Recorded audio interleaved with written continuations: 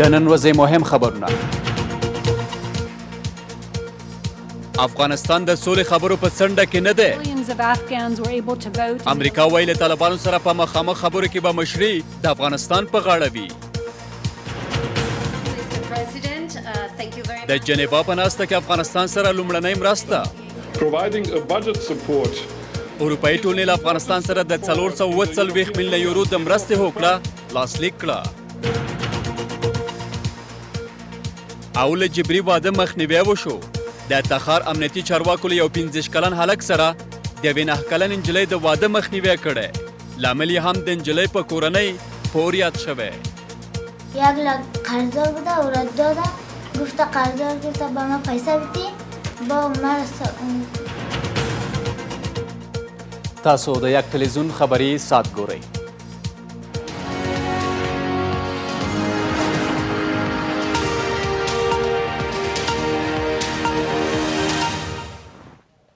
وخت په خیر. د مرکزي اسیا او سویلي اسیا لپاره د امریکا د بهرنی چارو وزارت مرستیاله وایي چې د سولې په خبرو کې د افغانستان حکومت څنډې ته شوی نه دی، ځکه چې له طالبانو سره په مخامخ خبرو کې به مشري د افغانستان حکومت سره وي. الیس ویلز جنیوا ناستې کې د امریکا سفیر سره په یوې ګډه خبري ناسته کې خبریالانو ته ویل چې د روسیې او امریکا په ګډون هیڅ هیواد نشي کولی له طالبانو سره د افغانستان سولې په تړاو د مخامخ خبرو مشري وکړي.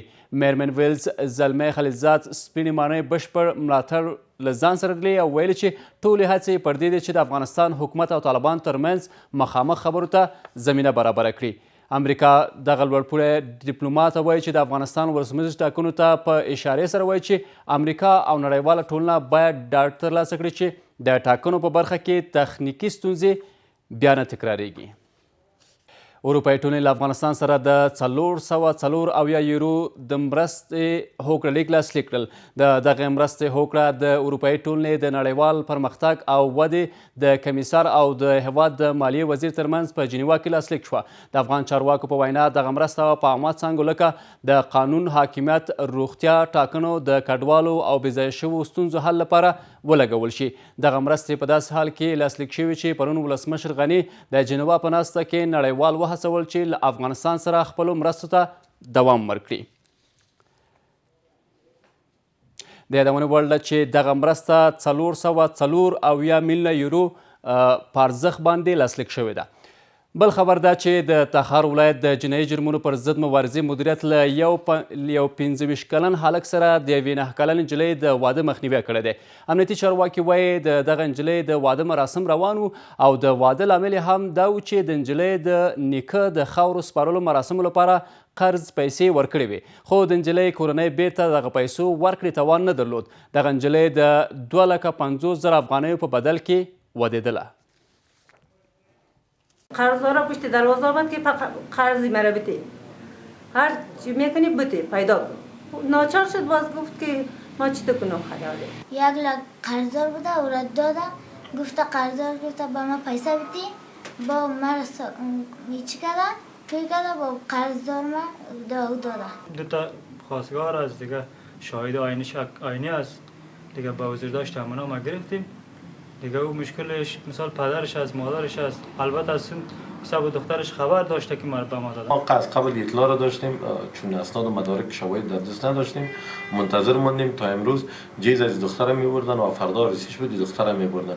پلیس مدیریت مبارزه با جرایم جنایی ولایت تخار بدون ضیاع وقت داخل اقدام شدن. دخترک را اول فامیلایشان پد کردن و یک دختر کلانسن که تقریبا 18-19 ساله بود برای پلیس پیش کردن که معنی جنام همین دختر است. د امریکا د ملي امنیت سلاکار په غزني ولایت کې د 3 امریکایي سرتیرو د وژنې له امله خواشیني څرګنده کړې او له افغانستان سره یې د خپلو اوږدمهاله همکاریو په دوام ټینګار کړی. جان بولټن ویلي که څه هم خواشینی دی خو د افغان ځواکونو د پیاوړتیا لپاره به خپلو همکاریو ته دوام ورکړي. افغانستان کې د پریکن د ملاتړ ماموریت هم دغه پیښه منلې خو د وژل شویو سرتیرو پیژندګلوۍ په اړه یې څه نه دي ویلي. دا په داسې حال کې ده چې پرون د غزني ښار په شهباز بازار سیمه کې د سړک غاړې ماین په چاودنه کې 3 امریکایي سرتیري وژل شول او 3 نور ټپیان شول. افغانستان د اقتصادي ودې او پرمختګ په برخه کې له زیاتو ننګونو سره مخ دی. ولسمشر غني د جنیوا نړیوالې ناستې په لومړۍ ورځ نړیوالو ته وویل چې افغانستان د ننګونو له منځه وړلو، اقتصادي ودې او د سوداګرۍ پرمختیا لپاره یو لوی اقتصادي او تګلارې ته اړتیا لري. ولسمشر غني همدارنګه وایي چې د اقتصادي ودې لپاره یو ښه پروګرام هم د صادراتو او وارداتو په منځ کې د انډول په پام کې نیول دی، په داسې حال کې چې د افغانستان د وارداتو کچه 4 برابره د صادراتو لوړه ده. د یوې هر اړخیزې طرحې نشتوالی د افغانستان د اقتصادي پرمختګ پر وړاندې خنډ بلل سوی دی. افغان ولسمشر د جنیوا د غونډې په لومړۍ ورځ د لسګونو هیوادونو او سازمانونو د استازو په منځ کې دا ومنله چې افغانستان د اقتصادي پرمختګ پر وړاندې له زیاتو ننګونو سره مخ دی، خو پر دې هم ټینګار وکړ چې افغانستان د سیمې او نړۍ له هیوادونو سره په ګډه باندې هڅه کوي چې د افغانستان د اقتصادي پرمختګ په مخه باندې یو هر اړخیزه طرحه جوړه کړي او شته ننګونې له منځه یوسي. د افغانستان د اقتصادي پرمختګ پر وړاندې ډېر خنډونه شتون لري. د دې خنډونو له جملې څخه یو هم د هر اړخیزې اقتصادي طرحې نشتوالی دی. موږ که څه هم په دې برخه کې کار کړی دی، خو بیا هم دې ته ژمن یو چې د سیمه ییزو او نړیوالو هیوادونو په همکارۍ یوه هر اړخیزه طرحه جوړه کړو او ننګونې له منځه یوسو. ښاغلي غني دا هم وویل چې اوس مهال په افغانستان کې صادرات او واردات یو ډول دي. نوموړي ویلي چې افغانستان اوس مهال د 850 میلیونه ډالرو په ارزښت باندې کلني صادرات لري، په داسې حال کې چې واردات یې هر کال 4 میلیارډ ډالرو ته رسیږي. زما وړاندیز دا دی چې د خنډونو په مخنیوي کې یو هر اړخیزه طرحه جوړه شي او د نړیوالې ټولنې په مرستو سره هڅه وشي چې د صادراتو او وارداتو ترمنځ ورتهوالی رامنځته شي.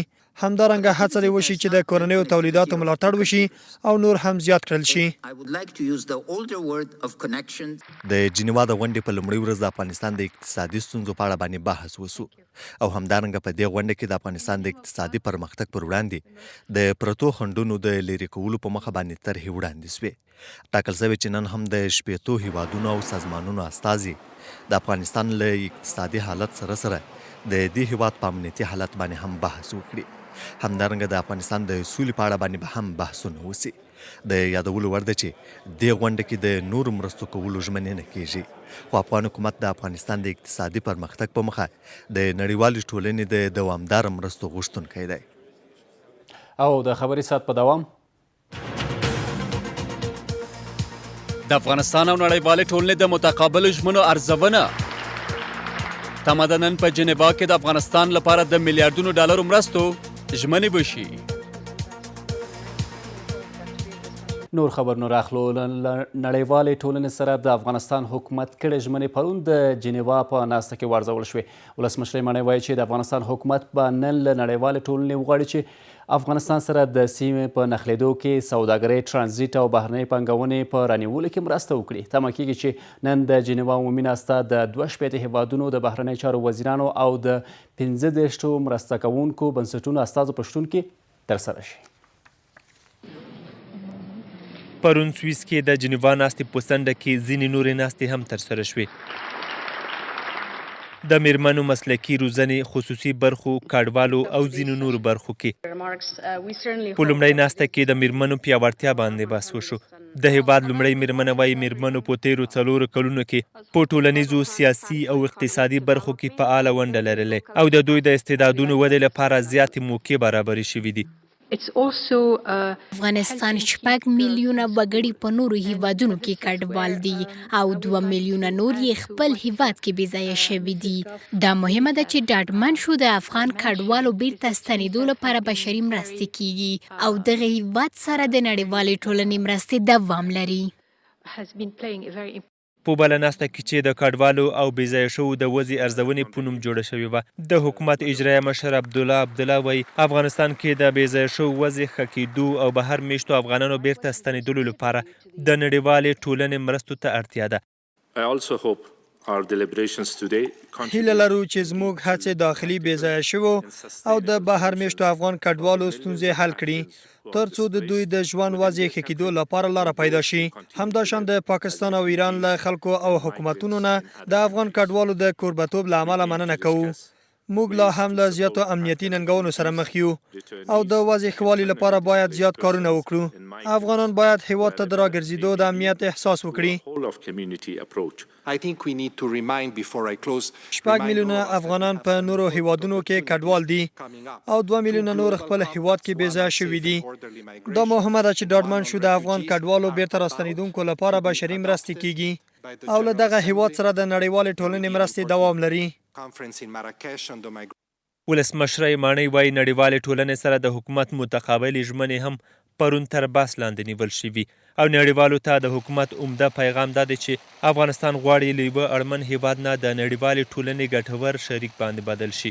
پیام عمده افغانستان در این نشستی است که ما از این به بعد در فصل دوم دهه تحول افغانستان از یک کشور وابسته به یک شریک مؤثر میخواهد با جامعه جهانی کار کنه و انتظار ما جامعه جهانی است که افغانستان در بخش تجارت و ترانزیت، اتصال منطقه‌ای و سرمایه گذاری بازاریابی همکاری کنه تا ما بتانیم با رسیدن به خودکفایی به یک شریک مؤثر با جامعه جهانی حضور داشته باشیم.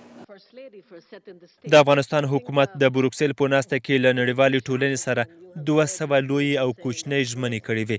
فساد سره مبارزه، عدلي، قضایي، ټاکنیزو، مالي، اداري او عامه اداري برخو کې اصلاحات، د امنیتي ځواکونو مسلکي توب، د خصوصي برخو وده او د میرمنو غوښتنې کول. هغه ژمنې وې چې د افغانستان حکومت له نړیوالو سره کړې وې. د رسمي شمیرو له مخې د افغانستان حکومت له دغه ژمنو نه یوازې 40 سلنه یې عملي کړي دي. نن د جنیوا ناستې دویمه ورځ ده. دغه ورځ د افغانستان لپاره برخلیک ټاکونکې ده. دا چې تمه کېږي چې نړیوال به د افغانستان حکومت سره خپلې ژمنې بیا تازه کړي او داسې ویل کېږي چې نوې ژمنې به هم وشي. خو دا چې افغانستان نړیوالو ته څه ویلي دي، آیا د دغه ارزونې پر بنسټ به نړیوال د افغانستان سره مرسته وکړي او که نه، همدا اوس راسره د اجرایي ریاست ویان مرستیال فریدون خزون په بحث کې دی چې له ده څخه پښتو. ښاغلی خزون، بحث ته په خیر راغلی. پرون د جنیوا په ناسته کې افغانستان نړیوالو ته څه وړاندې کړل چې نړیوال به د افغانستان سره بیا ژمنې وکړي او مرسته به وکړي او که نه؟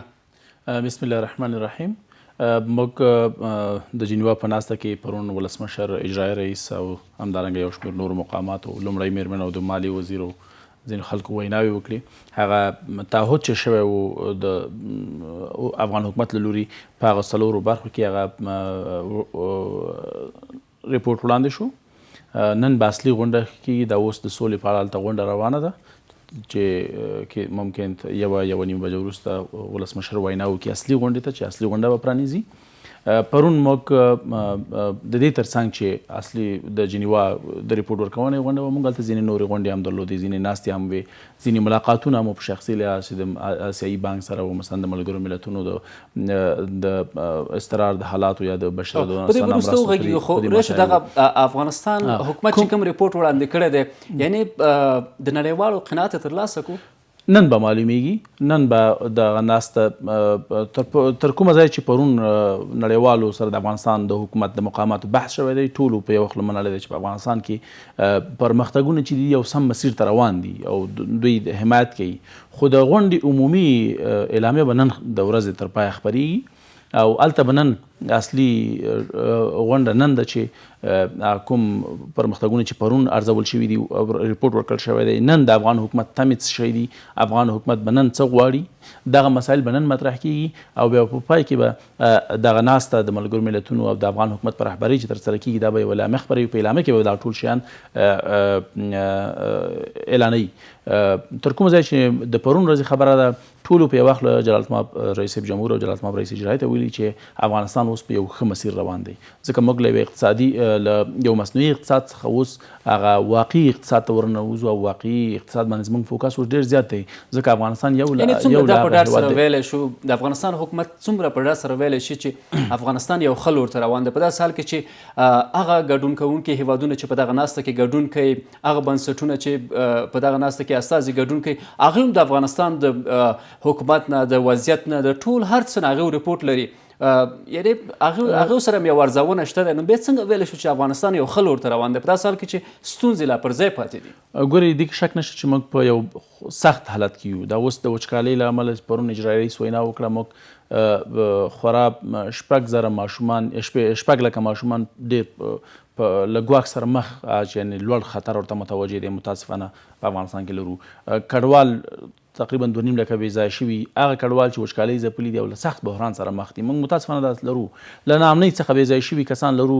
د عملا په جګړو کې د ښکېلو خلکو ژوند موږ ته د اندېښنې وړ دی. دا اندېښنې لرو، مګر هغه څه چې واقعیتونه دي په هغو باندې دلته بحث کیږي.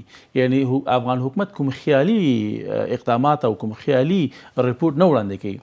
زموږ خدای نه به دا پوښتنه نه کېږي چې ولې په دې برخه کې ګامونه نه دي پورته کړي. موږ ټول هغه اقدامات چې شوي دي سره د هغو اقداماتو چې پر وړاندې خنډونه شته، ننګونې شته، دغه ټول موږ سره په مخې هغه کړي دي. زموږ د ملي یووالي د حکومت غټ هجوم چې پرې راغی هغه له 2014 کال وروسته راغی. معنا دا چې دغه ناامني د دغو ریښه په 2014 کال کې ده. یعنې په 2014 کال کې چې کوم امنیتي لیږد ترسره کېده او بیا وروسته سیاسي لیږد ترسره شو، د افغانستان د وضعیت وړاندې نه وه شوې. خو سره د دې موږ لومړی په تقنین په برخه کې وغوښتل چې اسانتیاوې رامنځته کړو. مثلا له اداري فساد سره په تقنین برخه کې اوس کار ډېر شوی دی، سره د دې چې عملي اقدامات هم شوي دي، خو هغومره نه دي چې د افغان د ملت ټول رضایت ترلاسه کړي. مګر په تقنین برخه کې اوس یو د فساد سره د مبارزې ستراتیژي جوړه شوې ده. له فساد سره موازي ادارې چې پخوا وې چې د کار د ورکولو او د کار د خنډ ګرځېدلو لامل ګرځېدل، هغه یې اوس له منځه تللي دي. موږ د دې په ځای چې موازي ادارې ولرو، یوازې یو معینت په لوی څارنوالۍ کې ایجاد شوی دی د فساد سره د مبارزې، او یو مومت سکرتاریات د فساد سره د مبارزې یو سکرتاریات دی چې هغه د کارونو کې مرسته کوي. دا یو مسله. بله مهمه مسله ده چې موږ د لومړي ځل لپاره د کورني تولید د ودې ستراتیژي جوړه کړه، او همدارنګه د تجارت ملي ستراتیژي چې تر اوسه نه وه. زه به ورته یو اشاره وکړم، پوښتنه به م ورسره په څنګ کې وکړم، دا چې د ملي یووالي حکومت په دوره کې په اقتصادي برخه کې لکه د هوایي دهلیزونو پرانستلو، همدارنګه د ریلګاډي پټلۍ جوړولو، همدارنګه د چابهار بندر په برخه کې کار کولو، دغه د ګوتو په شمار د ملي یووالي حکومت لاسته راوړنې شمیرل کېږي. اوس په دغه ناسته کې د جنوا په ناسته کې د ملي یووالي حکومت څه نه ویرې لري چې هغه یې ترسره کړي نه دي، او نړیوال به هغې ته ګوته ونیسي چې ولې دا کار نه دی شوی؟ داسې یو مسله تر اوسه نشته چې موږ ترې ویره ولرو، ځکه موږ وویل چې موږ چې کوم ستونزې لرو دا هم په واقعي ډول خلکو سره شریکوو. مثلا موږ نه یې توانېدلي چې 100% مثلا فساد اداري له منځه یوسو. موږ په فساد اداري کې ډېر کم پرمختګ لرو، مګر پرمختګ لرو، کار هم کړی دی. دا پرمختګ به اوس په دې 2 کلونو کې موږ تکمیلوو چې راتلونکي اوس که زه یو برخه ته اشاره وکړم چې دا د ملکي مرګ ژوبلې په برخه کې پرمختګ نشته دی، هو پرمختګ شته دی په زیاتوالي کې. ګورئ، موږ تر هغې چې ریښه ونه باسي، تاسو نشئ کولی چې پاڼه جوړه کړي یا هغه اصلي ستونزه چې په ریښه کې د ریښه باید له منځه یوسي. له فساد سره په امنیتي اداراتو کې چې فساد ډېر اوج ته رسېدلی و، موږ لومړی وکړ چې یو دا چې له تقنین له اړخه موږ اصلاحات شروع کړو. ټول هغه کسان چې یا په فساد ښکېلو هغه عدلي او قضایي ادارو ته معرفي شول. هغه کسان چې عمرونه یې کم و، د نوښت او د ابتکار خلاقیت نه درلوده، هغه تقاعد ته سوق شول. ځکه عمر د تقاعد پوره و تقاعد، یعنې په امنیتي ادارو کې اصلاحات، بنیادین اصلاحات رامنځته شوي دي، هم د تقنین له اړخه، هم د ساده سازۍ د پروسیجرونو.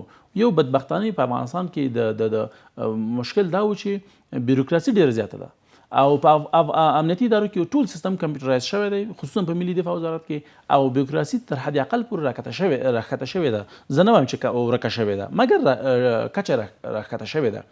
د دې ترڅنګ ټول هغه قراردادونه چې په هغې کې فساد و، هغه قراردادونه چې په هغې کې غبن شوی و، هغه ټول بازنګري شول له سره. تاسو ولیدل چې د ملي اردو د 800 میلیون ډالرو په ارزښت قرارداد له سره شو. یعنې په دغه کارونه شوي دي. بل برخه د قضیې چې هغه بیا د جګړې د ناامنۍ پراختیا ده، هغه د مرګ ژوبلې زیاتوالی دی، هغه همدارنګه ډېرې سیمې چې د وسلوال په ولکه کې دي. دا طبیعي خبره ده، دا شته، مګر د دې عوامل اوس دا دي چې موږ په ریښه کې اصلاحات راولو، قرار به ورځو. همدې خبرې ته هم زه اشاره کوم، دا چې نړیوال به یو ځل بیا د افغانستان حکومت سره خپلې مرستې تازه کړي او یا ده چې نورې مرستې به ورسره وکړي. په لومړنۍ هوکړه لیک کې چې لاسلیک شو 440 میلیونه یورو د افغانستان حکومت سره مرسته کړې ده.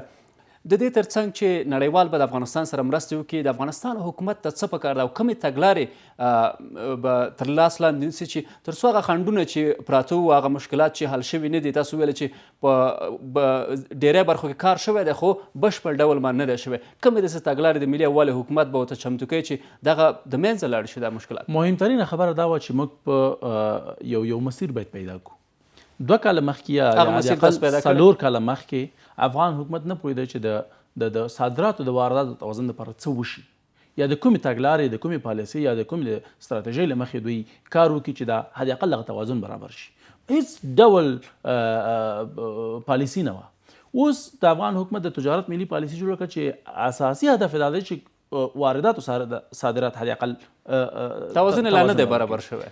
توازن برابر څه چې موږ حد اقل 50% ته نه رسیدلي. موږ 850 میلیون ډالر صادرات لرو، در حال کې چې واردات موږ 4 میلیارډ لرو، یعنی حد اقل موږ تر اوسه 4مې برخې ته هم نه رسیدلي. خو د ملي یووالي حکومت د هڅې وي چې حد اقل موږ له 250 میلیون څخه 850 میلیون ته صادرات لوړ کړل. د دې ترڅنګ د هوایي دهلیزونو خبره مخکې تاسو وکړه. د دې ترڅنګ موږ نن په پاکستان متکی نه یو. پخوا به داسې و چې هر کله په پاکستان په موږ له سیاسي ملحوظاتو له امله په اقتصادي فشارونه راوړل، کابل کې به موږ وږي ناست وو. مګر نن دغه فشار کم شوی دی. همدارنګه موږ له منځنۍ اسیا سره ښې اړیکې لرو، همدارنګه له نورو ترکیې سره او له نورو منځنۍ اسیا د هیوادونو سره، د منځني ختیځ له هیوادونو سره اوس کوښښ دا کوو چې د چابهار له لارې نور نړۍ سره وصل شو. یعنې دا هغه لارې دي چې موږ نوې لاره پیدا کړې ده. د دې موضوعات ترڅنګ خوځون صاحب په بخښنې سره چې وخت مو کم دی، د دې موضوعات ترڅنګ یوه برخه هم د افغانستان سوله ده چې تاسو خپلو خبرو کې ورته اشاره وکړه چې په دې به هم نن خبرې اترې کېږي. د افغانستان لویه غوښتنه به د سولې په برخه کې څه وي او دا چې څه ډول دغه ناسته کولی شي د سولې برخې سره مرسته وکړي؟ موږ له نیکه مرغه د سولې په برخه کې کورنۍ اجماع، سیمه ییزه او نړیواله اجماع لرو. نن به په دې بحث کېږي چې څنګه کېدای شي هیوادونه او نړیوال ټولنه خصوصا له افغانستان سره د سولې په برخه کې مرسته وکړي. ځینې هیوادونه ممکن ډېرې ښې طرحې ولري، ممکن ډېر ښه روابط د طالبانو سره ولري او مومد واقع شي د سولې د پروسه کې. نن یو کاري ناسته ده چې اوس روانه ده. د کاري ناسته به اوس ترسره کېږي. د کاري ناستې وروسته به اصلي غونډه شروع کېږي د جلال الطمع رئیس جمهور په وینا، او بیا به هلته هیوادونه خپل تعهد تازه کوي. زموږ غوښتنه دا ده چې د کابل دویم پروسه کې چې کوم د سولې جامع تګلاره وړاندې شوې هغه نړیوال ټول په یو وخت له حمایت وکړي او تر څو موږ د سولې د خبرو اترو د مذاکراتو د جای ریاستوایان مرستیال فریدون خزون ډېره مننه چې بحث کې د راسره ګډون وکړو. درنو لیدونکو یو بل خبر راخلو. د پارلماني ټاکنو د پایلې اعلان په درشل کې بیګا د ټاکنو خپلواک کمیسیون د تخار او خوست ولایتونو د پارلماني ټاکنو پایلې اعلان کړې. نور حال به په راپور کې وګورو. لا تر اوسه هم نه ده معلومه چې څه وخت به د پارلماني ټاکنو د لومړنیو پایلو اعلانول پای ته ورسیږي. د لومړنیو پایلو د اعلانولو له وخت څخه تر دې مهاله پورې 4 ورځې تېرې سوي دي، خو د ټاکنو خپلواک کمیسیون لا هم نه دی توانېدلی چې د 14 ولایتونو د پارلماني ټاکنو لومړنۍ پایلې اعلان کړي. د کمیسیون تېره شپه د تخار او خوست ولایت لومړنۍ پایلې اعلان کړې. له تخار ولایت څخه عبدالله بیگ، رئیس عبدالباقي ملکزاده، محمد عالم سایي، امیر محمد خاکسار، سید اشرف الدین عیني، غلام سرور سادات، حمید الدین یلداش، حبیبه دانش او نظیفه یوسفي، او همدارنګه له خوست ولایت څخه کمال ناصر وسیلي، انجینر هلمند، غفار خان، محمد موسی خاورین او ساحره شریف په لومړنیو پایلو کې بریالي نمایندان بلل سوي دي. عین وخت کې د ټاکنو خپلواک کمیسیون ویلي چې ولسمشریزې ټاکنې او د غزني پارلماني ټاکنې به پر خپل وخت یعنې د حمل پر 11 نیټه باندې ترسره سي، او همدارنګه د ولایتي شوراګانو او ولسوالیو شوراګانو ټاکنې به هم په سنبلې میاشت کې ترسره سي. دا په داسې حال کې ده چې تر دې مخکې د ټاکنو خپلواک کمیسیون ویلي و چې د ولسمشرۍ ټاکنې به 3 میاشتې وروسته ترسره سي. کمیسیون دا فیصله کړې ده چې 2 انتخابات چې هغه د غزنی د ولایت ټاکنې دي او ریاستي د جمهوریت ریاست ټاکنې دي، په هغه خپل وخت ترڅو قانون په نظر کې ونیول سي، اساسي قانون تر پښو لاندې نشي، په خپل وخت باندې چې مخکې کمیسیون اعلان کړی و یو 13 د حمل باندې ترسره شي. د اساسي قانون له مخې د ولسمشر غني کاري دوره د راتلونکي کال د جوزا په لومړۍ نیټه باندې پای ته رسیږي. اوس مهال حقوق پوهان او د ټاکنو څارونکي بنسټونه د جوزا پر لومړۍ نیټه د ټاکنو پر ترسره کېدلو باندې ټینګار کوي. خیلی طبیعی است که دوران کار رئیس جمهور پس از اول جوزا به انقضا میرسه. رئیس جمهور هم خودش بارها تاکید کرده که پس از اول جوزا کار رئیس جمهور به انقضا میرسه و رئیس جمهور جدید میایه و کار خود آغاز میکنه. نگرانی ما بارها از این موضوع مطرح کردیم که ما نباید انتخابات پارلمانی را بیشتر به تأخیر و به تعویق بندازیم، چرا که مستقیما تهدید است برای تاریخ برگزاری انتخابات ریاست جمهوری. متاسفانه که مستقل انتخابات حکومت افغانستان این تشویش نگرانی ما را نادیده گرفتن. وخت د دمې دی او له هغه وروسته د افغانستان سولې په اړه د عمران خان لیدلوری. پاکستاني لومړی وزیر وایي هڅه کوو چې د افغانستان حکومت او طالبانو ترمنځ د سولې خبرې پیل شي. د خبرونو دوام د پاکستان لومړی وزیر وایي اسلام آباد هڅه کوي چې د طالبانو او افغانستان حکومت ترمنځ د سولې خبرې پیل شي. عمران خان ټینګار کوي چې د افغانستان ستونزه د جګړې له لارې نه حل کیږي او یوازینۍ د حل لار د سولې خبرې دي. په ورته وخت کې د ولسمشر ماڼۍ د بیان مرستیال وایي چې پاکستان تر اوسه په دې برخه کې هیڅ عملي ګام نه دی پورته کړی او باید خپلې خبرې په عمل کې ثابتې کړي. پاکستان د کابل او ګڼ شمېر نورو هیوادونو له لوري په وارو وارو د طالبانو په ملاتړ کولو او دوی ته د پټن ځایونو په ورکولو باندې تورن سوی دی. سره له دې پاکستان په وارو وارو باندې ژمنه کړې چې د افغانستان د سولې په برخه کې به مرسته کوي، خو افغان حکومت وایي اسلام آباد تل د خپلو ژمنو خلاف عمل کړی دی. اوس یو ځل بیا پاکستان د افغانستان د جګړې د پای ته رسولو او له افغان حکومت سره د طالبانو د خبرو پیلولو په برخه کې د صادقانه همکاري کولو ژمنه کړې ده. د پاکستان لومړي وزیر ویلي چې هیواد چمتو دی له ټولو هغو هیوادونو سره مرسته وکړي چې د افغانستان او سیمې د سولې په موخه باندې هڅې کوي. پاکستان هڅه کوي چې د افغان حکومت او طالبانو ترمنځ د سولې خبرې پیل کړي. که په افغانستان کې امنیت وي، پاکستان کې امنیت راتللی شي او قبایلي سیمو کې خلک په ښه زړه سره ژوند کولی شي. موږ تاسو ته ډاډ درکوو چې موږ د افغانستان د امنیت او ثبات په موخه هیڅ راز مرسته نه سپموو. په جنگ کې نشي کېدلی یوازې خبرې کولی شي چې افغانستان کې سوله راولي. زه دعا کوم چې افغانستان کې د ولسمشرۍ تر ټاکنو وروسته تل پاتې سوله راشي ترڅو قبایلي سیمې هم امن شي. عمران خان دا هم ویلي چې پاکستان د امریکا په ملاتړ نه غواړي چې یو ځل بیا په خپله خاوره کې د ترهګرو پر ضد وجنګېږي. همدې وخت کې د چارو یو شمېر څارونکي وایي پاکستان هیڅ کله نه غواړي چې په عمل کې د افغانستان د سولې په اړه باندې رښتینې هڅې وکړي. دوی وایي پاکستان دا ډول خبرې یوازې د امریکا د فشارونو د کمولو په مخه باندې کوي. پاکستان از طرف امریکا سخت تحت فشار است، به خاطر که حداقل فشار کاهش بده و با 100% امریکا کمک ها خود قطع نکنه. عمران خان حرف زده که ما همکاری میکنیم، ولی امیدوار هستم که عملی کنه. در گذشته هم چه حرفای زدن عمل نکردن، ما حق داریم که باور نکنیم. ولسمشر ماڼۍ وایي پاکستان تر دې مهاله هیڅ کله هم د افغانستان د سولې په برخه کې رښتینې هڅې نه دي کړي. ما تا اکنون از جانب پاکستان اقدامات صادقانه و عملی در رابطه به افغانستان ندیدیم و ما انتظار داریم که پاکستان در عمل ثابت کنه که به حیث یک همکار و همسایه مثبت در کنار افغانستان است. طبیعی است که پاکستان میتونه در محدودسازی و در اقناع سازی برخی نهادها و جریان‌هایی که به یک نحوی سر ناسازگاری با پروسه در افغانستان داره با خاص مردم افغانستان همراهی نمیکنه، با استفاده از نفوذ و موقعیت خود او نهادها و حلقات را قانع بسازه و وادار کنه که در این مسیر حرکت بکنه و خود را در این مسیر قرار بده. څو ورځې مخکې د امریکا جمهور رئیس له رسنیو سره په خبرو کې پر پاکستان باندې د توندو نیوکو په کولو سره ویل چې پاکستان د میلیارډونو ډالرو له ترلاسه کولو سره سره د ترهګرو پر ضد باندې هیڅ ګام نه دی پورته کړی. نوموړي په پاکستان کې د اسامه بن لادن وژل کېدل او د افغانستان اوسنی حالت د پاکستان د نه همکارۍ کولو د مثال په توګه وړاندې کړل. د همدې موضوع په تړاو باندې خبرې اترې کوو چې همدا اوس راسره په بحث کې سیاسي فعال جاوید فیصل په سټوډیو کې دی. ښاغلی فیصل، بحث ته په خیر راغلی. همدا چې د افغان حکومت په وینا باندې تورن هیواد پاکستان راپاسېږي، وایي چې اسلام آباد هڅه کوي چې د طالبانو او افغانستان حکومت ترمنځ د سولې خبرې پیل کړي. ستاسو نظر راخلو، آیا دغه هڅې رښتینې دي او که نه؟ ډېره مننه. زه فکر کوم چې دا کومه نوې خبر نه ده چې عمران خان په وزیرستان کې کوي یا د قبایلو سره کوي.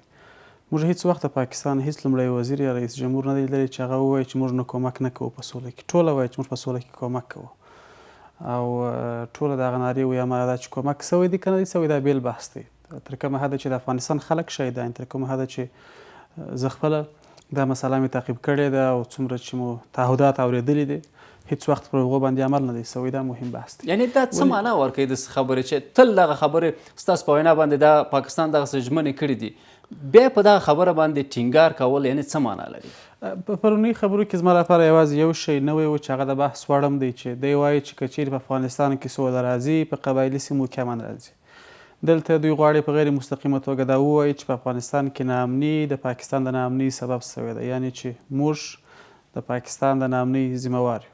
ولې بحث دا دی چې پاکستان په افغانستان کې د ناامنۍ سبب سوی دی. پاکستان د افغانستان د ناامنه کولو لپاره تروریستي ډلې روزلي دي. پاکستان په کلونو هغه تروریستانو ته روزنه ورکړې ده، پیسې ورکړي دي، مالي امکانات یې ورکړي دي، روغتیایي امکانات یې ورکړي دي، او هغوی ته یې ځایونه ورکړي دي چې په افغانستان کې جنګ کوه، اوس یې هم کوي. بنا دغه بحث دی چې موږ باید دې ته متوجه واوسېږو د یوه ملت او د یوه دولت په توګه باندې چې عمران خان چې کله وایي چې په پاکستان کې که په افغانستان کې سوله راځي، قبایلي سیمې ورسره په امن کې کېږي، دا په دې معنا ده چې موږ د هغو د ناامنۍ عامل یو. ولې بیا هم وایم چې واقعیت دا دی چې په همدغو قبایلي سیمو کې، په کوټه کې یا په پېښور کې او په وزیرستان کې، په نورو ساحو کې دوی د مختلفو تروریستي ډلو لپاره روزنځایونه لري چې له هغه ځای څخه افغانستان هم ناامنه کېږي. ولې بدون له شکه چې پاکستان هم له تروریستانو څخه په امان نه دی پاته، او د هغه تروریستان چې خپله پاکستان روزلي دي. بنان که چیرې واقعا هم عمران خان دا اراده لري چې له افغانستان سره سوله وکړي، یا په ټوله کې پاکستان دا اراده لري، ځکه چې هلته ملکي حکومت پر هیڅ حساب دی. تر هغو چې اردو ونه غواړي، تر هغو چې د پاکستان استخبارات ونه غواړي، ممکن نه ده چې ملکي حکومت پر خپل سر باندې یو کار وکړي. نو که چیرې واقعا په ټوله کې پاکستان غواړي چې په رښتیا سره د افغانستان د سولې پروسه کې کومک وکړي، هغه تروریستي ډلې چې د داخل کې د پاکستان روزل کېږي، ملاتړ ترلاسه کوي، د هغو ملاتړ دې ودروي.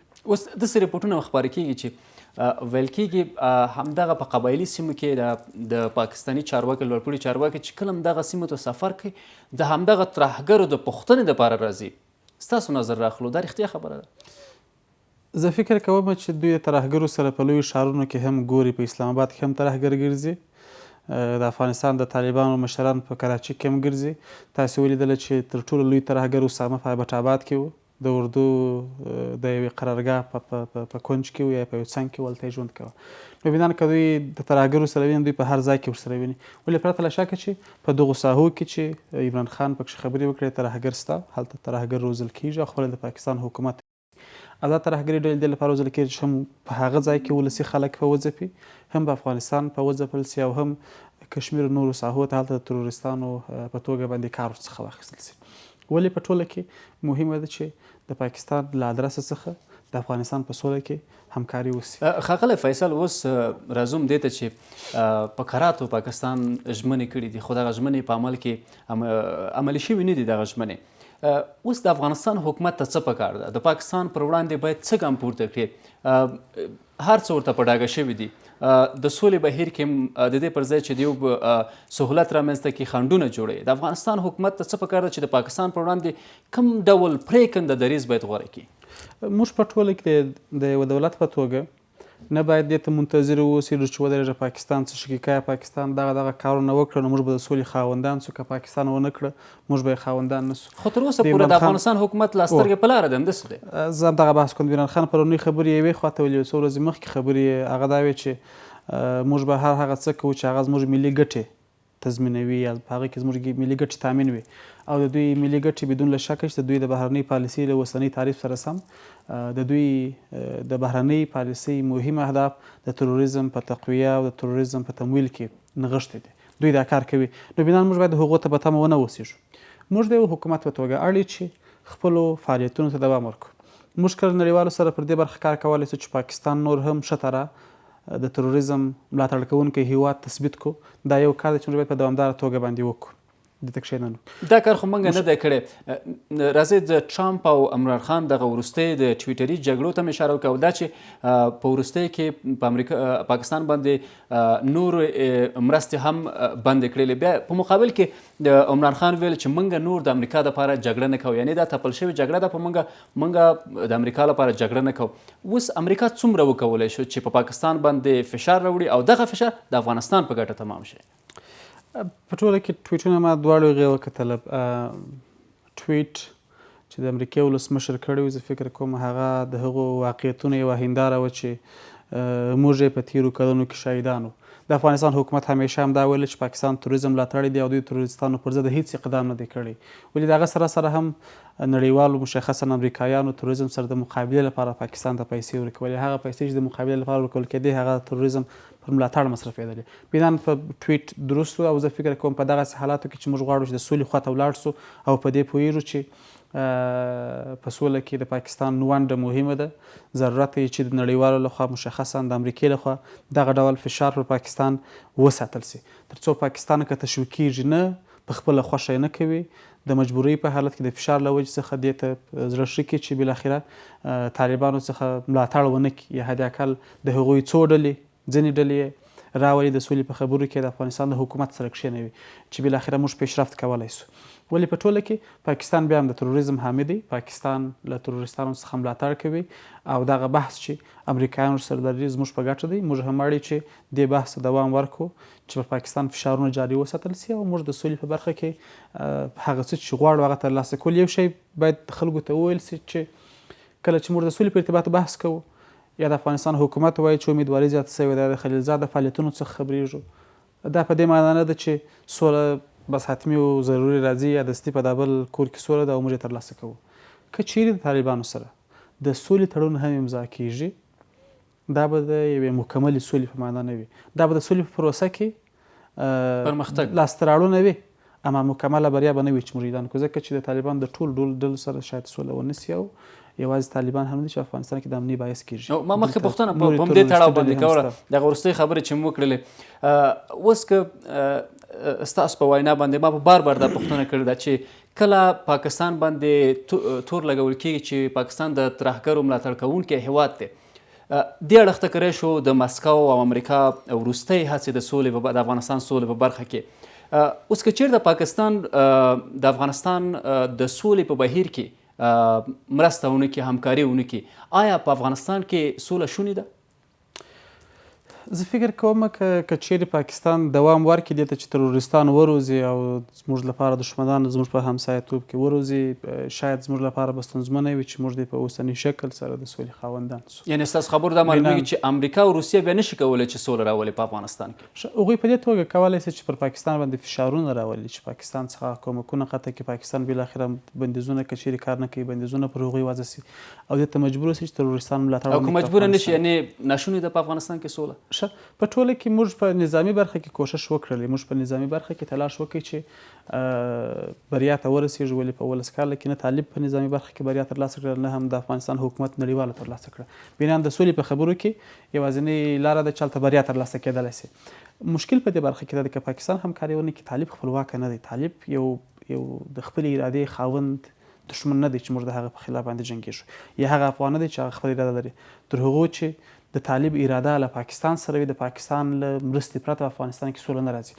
الا دا چې پاکستان طالبان یوه ورځ د خپلې ارادې خاونده سي، د پاکستان هره خبره ونه مني او د پاکستان د ګټو مدافعین ونه اوسېږي. فی الحال هغوی د افغانستان د ګټو منافعین نه دي، د پاکستان د ګټو لپاره کار کوي. روسیه په خپل ځای کې نه غواړي چې افغانستان کې سوله راسي.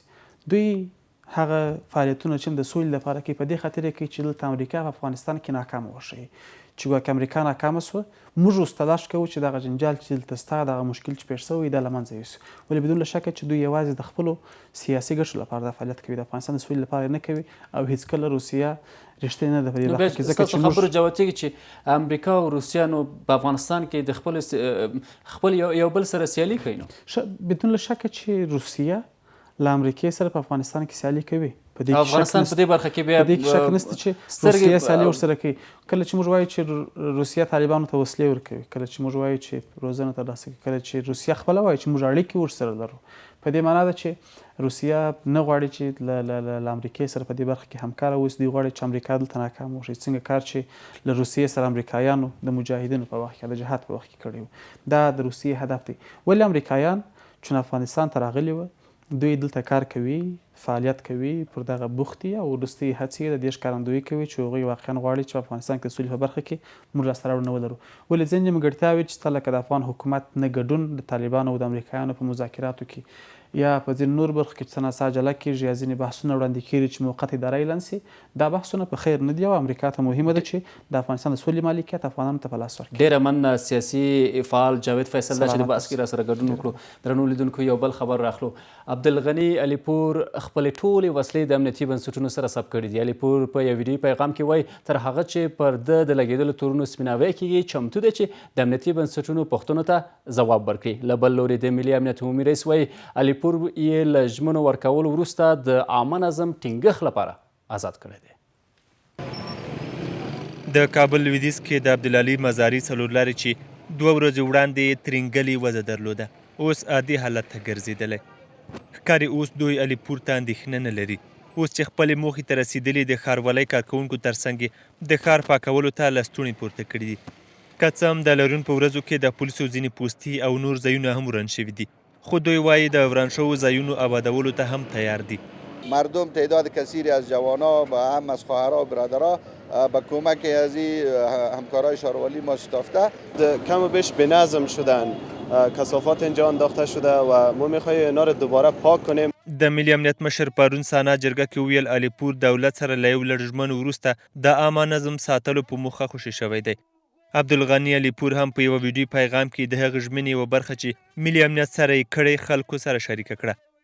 اگر قانون تطبیق نشود، انجام دادن وظیفه در بیقانونی معنای از این هستند که ما خود به عزت میسازیم و ما حاضر نیستم که در این رقم یک حالتی که به حساب دوگانگی باشه، عدالت نباشه، او وظیفه را انجام داده بتونم یا انجام بدم.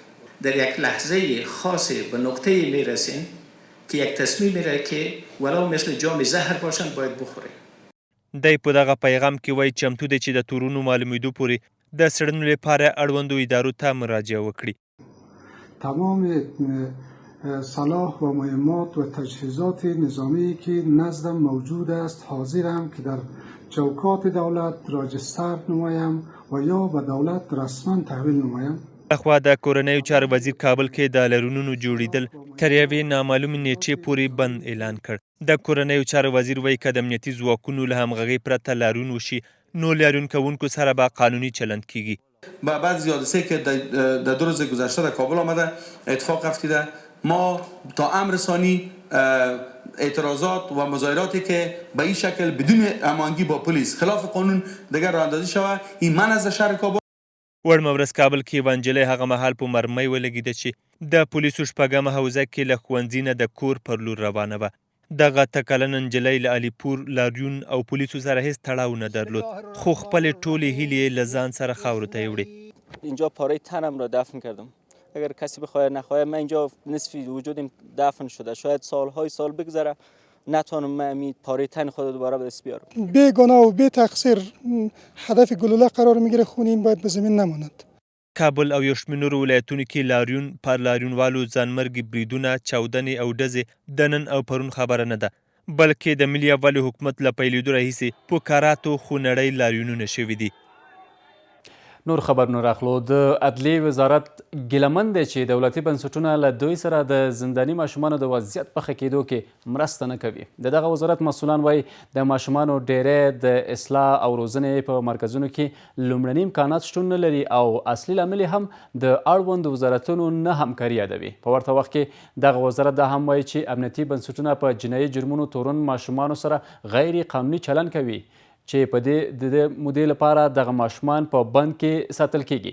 همدا اوس په ټول هیواد کې 680 ماشومان د جرمونو له امله د هیواد په بیلابیلو اصلاحي مرکزونو کې شپې او ورځې تیروي. کتب درسی کامل نداریم در مورد صحت اصلا هیچ چیز وجود نداره، در مورد استنطاق اصلا اصول مراعات نمیشه. اطفالی که باید به مریضی سخت مبتلا میشه مراکز طبی مشخص نداریم که به کجا روان کنیم. په غزني کې 3 امریکایي سرتیري د سړک غاړې ماین په چاودنه کې ووژل شول. دغه پیښه د شهباز بازار په سیمه کې رامنځته شوې ده. د ناټو پرېکنده ملاتړ ماموریت په یو خبرپاڼه کې ویلي چې د دغه پیښې له امله د دوی 3 سرتیري وژل شوي او د یو قراردادي په ګډون 4 تنه سرتیري نور ټپیان شوي دي. طالبانو د دغه پیښې مسؤلیت منلی. طالبانو د بلخ ولایت د زاري ولسوالۍ له اړوند څخه 15 مسافرین برمته کړي دي. د سرپل والي ویان د دغه خبر په منلو سره وایي چې دغه مسافر د سرپل بلخاب ولسوالۍ اوسیدونکي دي چې پرون له غرمې وړاندې د سرپل ولایت څخه بلخ ته په لاره روان وو چې د طالبانو له لورې برمته شول. یو شمېر سیمه ییزې سرچینې د برمته شویو مسافرو شمېر 15 تنه یادوي چې د سرپل اجرایي مدیر هم پکې شامل دی. خو د سرپل والي ویان وایي چې تر اوسه د دغه برمته شویو مسافرو کره شمېر نه دی په ډاګه او تر اوسه له سیمې څخه کره معلومات نه دي ترلاسه شوي. طالبانو بیا ویلي چې په دغه پیښه کې یو سیمه ییز قمندان او د 2 ساتونکي له ځان سره وړي او ملکی خلکو ته د زیان اړول ردوي. قبل از ظهر امروز تعدادی از باشنده های ولسوالی بلخاب ما که در مزار شریف بودند اینا حین رفتن به ولسوالی بلخاب در منطقه آق کپروگ ولسوالی زاره ولایت بلخ اینا توسط مخالفین مسلح دولت ربوده میشه ولی ارقام دقیقش هنوز در اختیار ما قرار نگرفته که چی تعداد افراد دشمن با خود برده از این مسیر. یو وروستی خبر راخلو. د امریکا ولسمشر د خپل روسي سیال ولادیمیر پوتین سره خپله لیدنه د روسیې لخوا د اوکراین د کښتۍ د نیولو پیښې له امله لغوه کړه. ولسمشر ټرمپ واشنګټن پوسټ ته ویلي دي چې د روسیې لخوا د اوکراین د کښتیو د نیولو د پیښې وروسته د نړۍ د 10 بډایه هیوادونو په غونډه کې د ولسمشر پوتین سره ملاقات نه کوي. د سپینې ماڼۍ ویان دا هم وایي چې ټرمپ به په دغه ناسته کې د سعودي عربستان له ولیعهد سره هم ملاقات ونه کړي. سارا کاهبي سندرز وایي چې ټرمپ د آلمان، فرانسې، جاپان، سویلي کوریا، هند او ترکیې هیوادونو مشرانو سره به په جلا جلا ډول لیدنې ولري. ټاکل شوی چې د نړۍ د 10 صنعتي هیوادونو ناسته د جمعې په ورځ په ارجنټاین کې ترسره شي. خبري ساعت پای ته ورسېدو. د خدای په امان.